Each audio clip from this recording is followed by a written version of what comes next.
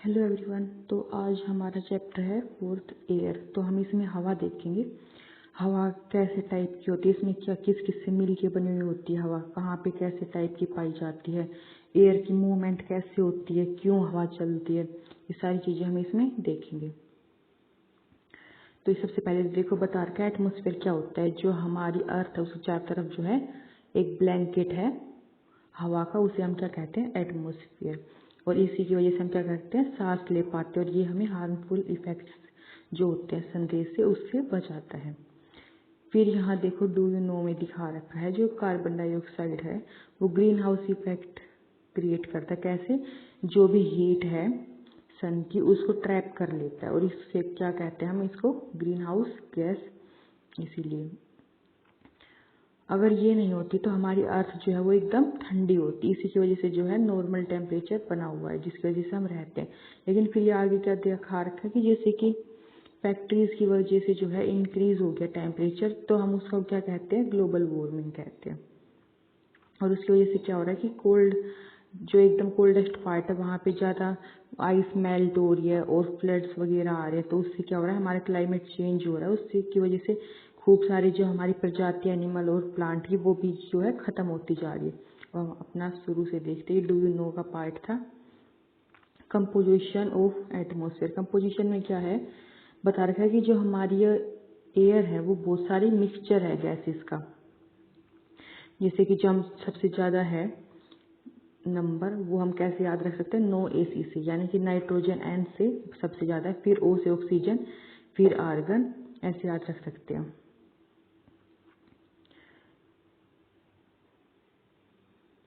फिर ये बस आगे हम देखेंगे, इनको एक एक करके सबके बारे में बता रखा है।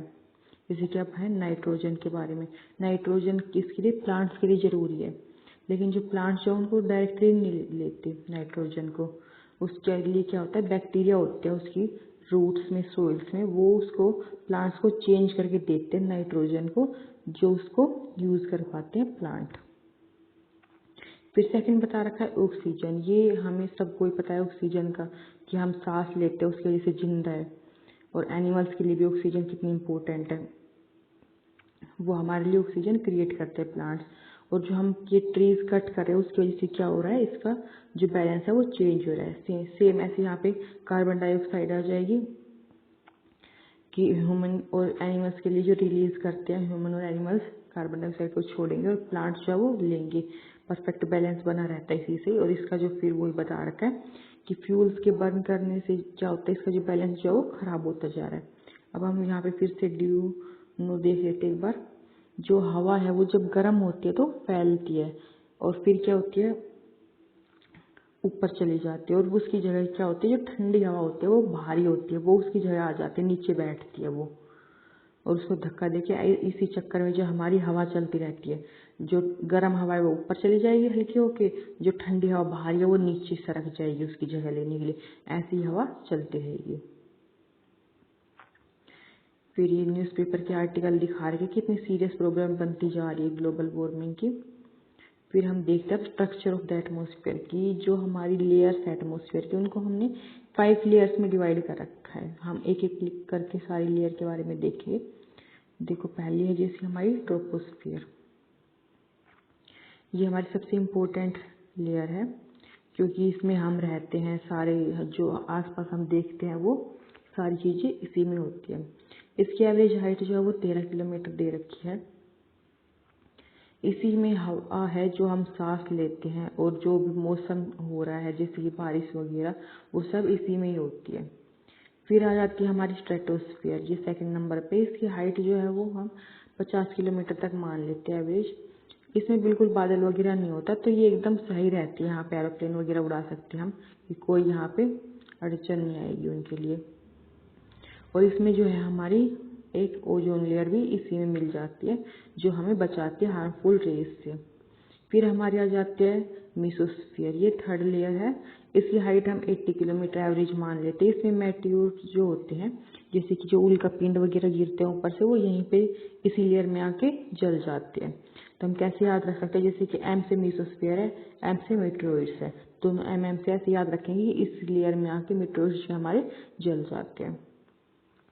फिर हम देख लेते हैं थर्मोस्फेयर, और हम ये ऐसे भी ये जो है मेसोस्फेयर, ये बीच की लेयर है, तो हम ऐसे एम से मिडिल होता है, एम से मेसोस्फेयर ऐसे याद रख सकते हैं।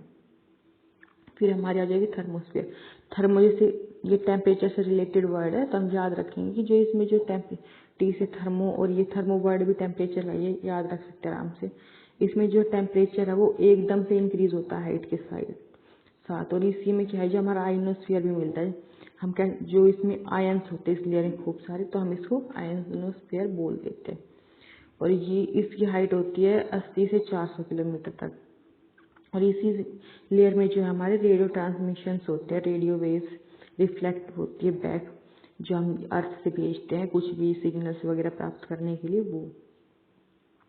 फिर सबसे बाहर वाली हमारी एक्सोस्फेयर, जैसे कि हम एक्सिट वर्ड यूज करते हैं बाहर जाने के लिए, वैसे ही हम एक्सो से एक्सिट याद रख सकते हैं कि एकदम बाहर वाली लेयर हमारी एक्सोस्फेयर है। ये सबसे ऊपर हो जाएगी, और इसमें जो है एकदम हल्की लेयर मिलेगी लाइट गैसेज जैसे कि हीलियम, हाइड्रोजन वगैरह, जो कि बाहर स्पेस में बहुत ज़्यादा मिलती है, क्योंकि स्पेस के साथ जुड़ी हुई है, तो ये स्पेस वाली ही यहाँ पे एयर मिलेगी। फिर यहाँ पे इम्पोर्टेंट हमारा दे रखा है वेदर और क्लाइमेट के में जो डिफरेंस होता है वो। वेदर जो हमारा क्या होता है, जो हम हर घंटे हर दिन बदल जाता है। जैसे कि कोई ह्यूमिड वेदर है किसी दिन, वो उस दिन हम इरिटेट हो जाएंगे, एकदम चिपचिपा सा मौसम है। कभी कभी एकदम अच्छा मौसम हो जाता है, हर दिन बदल जाता है मौसम। और फिर हम आ जाता है जो मौसम हर लॉन्ग पीरियड के लिए चेंज होगा, उसे हम क्या बोलते हैं, क्लाइमेट। जैसे कि इस इलाके का तो अलग ठंडा क्लाइमेट है, यहाँ का गर्म है, जैसे कि रेगिस्तान का गर्म हो गया, तो वो हमारा क्लाइमेट हो गया जो लंबे टाइम के लिए हो गया। फिर हम टेम्परेचर देख लेते क्या होता है। The degree of hotness and coldness of the air is known as temperature. जो हम डिग्री है कि हम नापते हैं कितना ठंडा है, कितनी गर्म एयर है, वो हम क्या कह देंगे, टेम्परेचर है ये हमारा। अब उसे नापने के यहाँ देखो डायग्राम में दिखा रहे हैं, थर्मोमीटर है जिससे हम टेम्परेचर नापते हैं, बैरोमीटर प्रेशर नापने के लिए, रेनकोज रेनफॉल के लिए, विंड वेन विंड को नाप इसके डायरेक्शन को दिखाने के लिए। फिर हम यहाँ पे देखते हैं इंसोलेशन। जो टेम्परेचर होता है वो इंसोलेशन पे डिपेंड करता है। और इंसोलेशन क्या होगा कि कितनी हमारी सूरज की जो वो आ रही है लाइट एनर्जी, वो कितनी आ रही है अर्थ पे। जितनी ज़्यादा सनराइज पड़ेगी उतनी ज़्यादा गर्मी होगी, तो उतना ही ज़्यादा टेम्परेचर ज़्यादा होगा। और जो इंसोलेशन होता है वो इक्वेटर पे ज़्यादा होगा, पोल्स पे कम होगा, क्योंकि इक्वेटर पे जो है हमारी सीधी डायरेक्ट सनरेज पड़ती है और पोल्स पे टेढ़ी।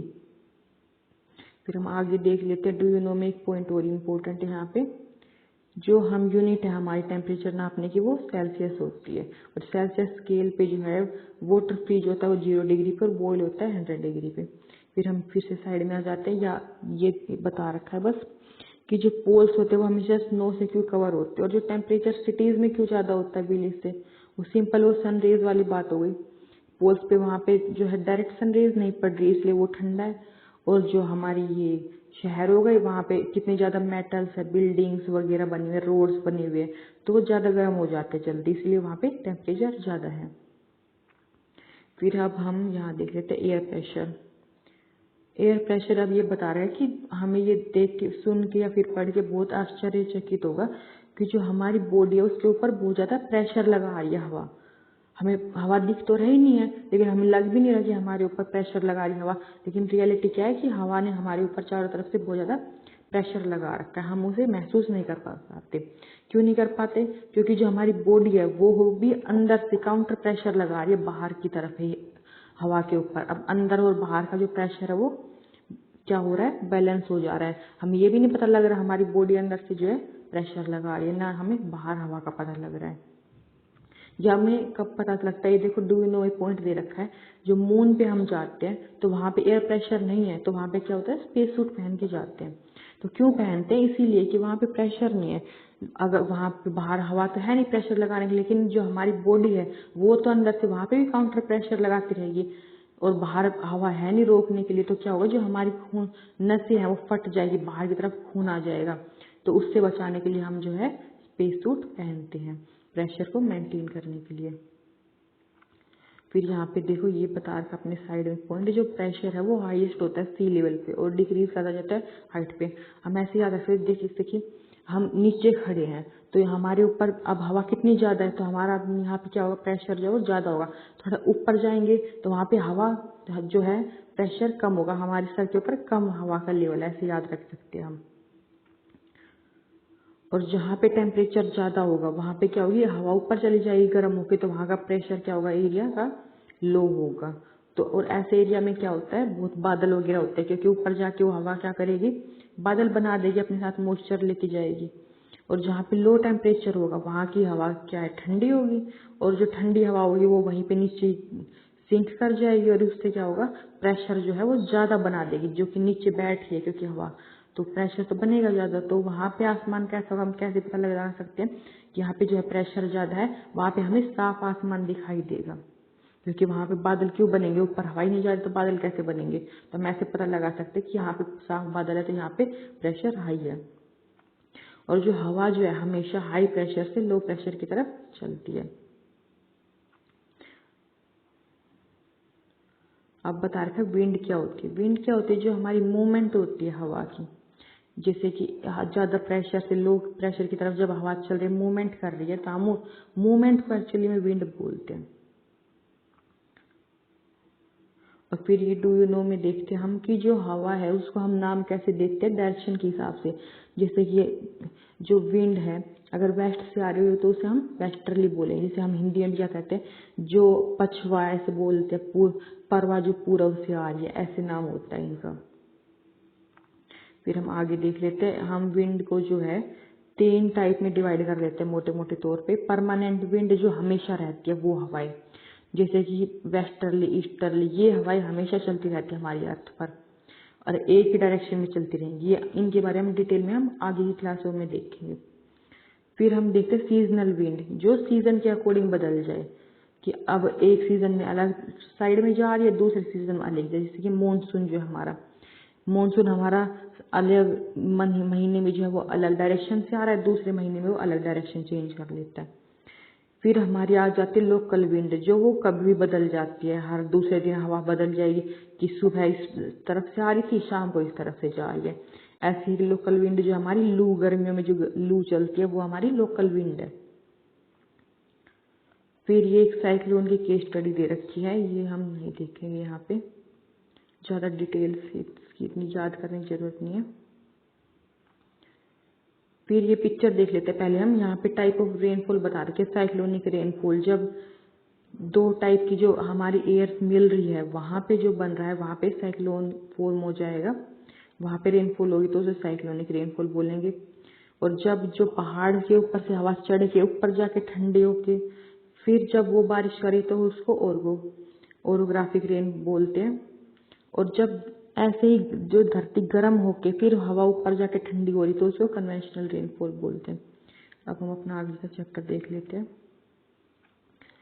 जब जो हमारा वाटर वेपर जो है एवोपरेट होके ऊपर चला जाता है और जब वो ठंडा होता है तो वो क्या, हम उसे क्या कहते थे,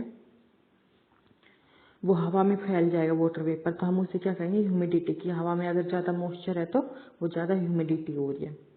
जैसे कि जो अगर कोई ह्यूमिड डे है, मान लो आज ज़्यादा हुमस का दिन है, तो उसमें क्या होगा, जो हमारे कपड़े हैं और जो हमारे पसीने हैं वो आराम से नहीं सूखेंगे, क्योंकि हवा में पहले से ही मॉइस्चर है, पहले से ही पानी है, तो वो और पानी क्यों सूखेगी अपने अंदर, ना पसीनों का पानी ना कपड़ों का पानी सूखेगी।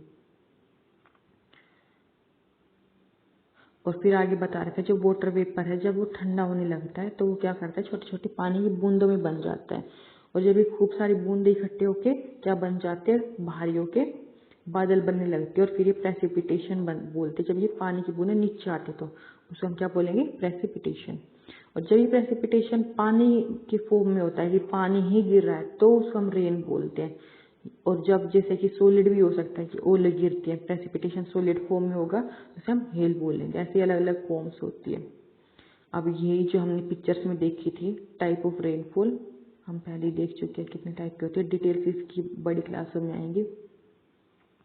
अदर फॉर्म्स भी शॉर्ट में दे रखे, प्रेसिपिटेशन की स्नो स्लेट हिल, कि ओले गिर रहे हैं, बर्फ गिर रही है, वो हमारी प्रेसिपिटेशन में आ जाएंगे। अब ये हमारे क्वेश्चन आंसर दे रखे, जिसका एटमॉस्फेयर क्या होता है, जो हमारे चारों तरफ जो है ब्लैंकेट है, वो हमने जैसे अभी देखा था। ये हम सारी चीज़ें पहले देख चुके हैं। आप ये क्वेश्चन आंसर खुद कर सकते हैं। Thank you.